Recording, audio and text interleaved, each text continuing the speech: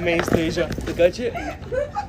Град, излизат билети за моя концерт. Днес ще разлепиме плакати по цяла София. Аз все още не съм виждала плакатите. Моят графичен дизайнер ги е изработил. Ето, изненада той е. Ти сте дойдеш ли? Ю, добре, не искам. Моят графичен дизайнер отказа да ми ги покаже, така че директно отиваме да ги принтираме. Това е грешния бутуш. И ще ги видя вече в физическия им вариант явно. Ще ви тениската.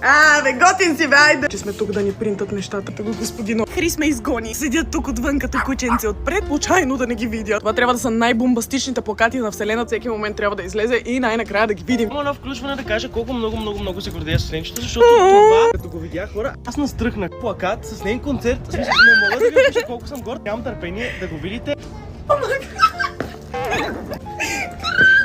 Уе, човек, как са ли? Знаете какво още има в тази фотосесия? Ще видите в профила на Лина, когато тя ще качи всички снимки от фотосесията. Ето ме, мен и мамасита, сега вече доволни седим на стълбите. Искам за последен път да ви кажа, на 25-ти излизат билетите за моят концерт. Както виждате тук, 26.6. Joystation, билетите ще са налични в евенти. Ще има линк към билетите в описанието на всеки един мой канал. В TikTok ще има, в Instagram ще има, така че последвайте. За да не изпуснете, защото количеството е изключително ограничено. Когато приключи, това е I'm sorry. Отиваме сега да ги лепим насам натам и това е. Бай!